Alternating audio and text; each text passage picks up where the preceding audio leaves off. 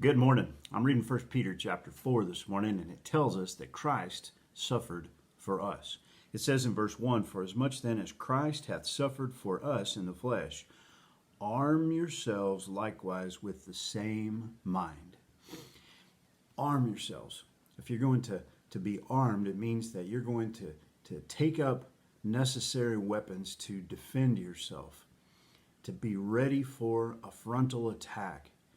And that's what he's telling us. He says, look, Jesus suffered for us in the flesh.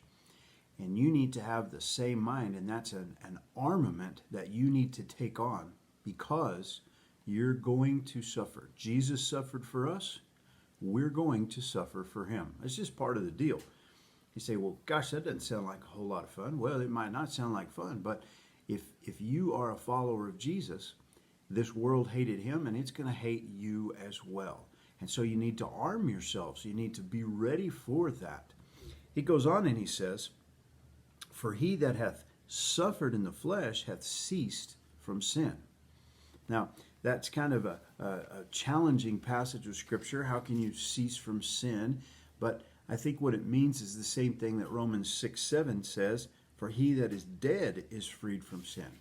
Now there, Paul is talking about us dying to the flesh so that we can live in the Spirit. And it's a conscious decision that we make as followers of Jesus to choose to follow Jesus rather than to follow our flesh. So the next verse he kind of clarifies for us. He says that he no longer should live the rest of his time in the flesh to the lusts of men, but to the will of God. So there's a choice that we make. We can decide to live for the will of God. If we live for the will of God, we're going to follow Jesus. That's going to lead us on a path into righteousness, and it's going to cause us to suffer in this world because the world, the flesh, and the devil hate Jesus and hate what he's doing and hate it whenever people follow him. Or we can choose to live for the lusts of men. He goes on to clarify what he means by that. "For the time past of our life may suffice us to have wrought the will of the Gentiles when we walked in lasciviousness, lusts, excess of wine, revelings, banquetings, and abominable idolatries." So this is the direction that the flesh takes, the will of the Gentiles or the will of the world. It's lust, it's sexual desire, it is excess of wine, banquetings, revelings, party in life, the whole just out of control, living for whatever makes you happy, whatever makes you feel good, doing whatever you please. And by the way, that's the way the Gentiles live. That's the way most of the world lives. But as followers of Christ, we've chosen to follow him. That's going to cause us to live in opposition to this world. But he says that we need to be ready because, once again, Christ suffered for us. And if we follow him, we're going to suffer for him.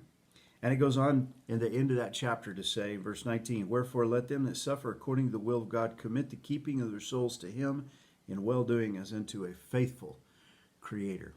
When you follow Jesus and you suffer for it, you can know that you are in the hands of a faithful Creator who has made you, designed you, has a plan for you, knows exactly what you're going through, and has the ability to protect you and preserve you through the suffering or to prepare you to bring you home to be with him. And Paul said that was far better. I just want to encourage you this morning, when you choose to follow Jesus, it's going to cost you in this world, but it is infinitely a better deal in God's eyes and in the next. Keep following Jesus. God bless you. Have a great day.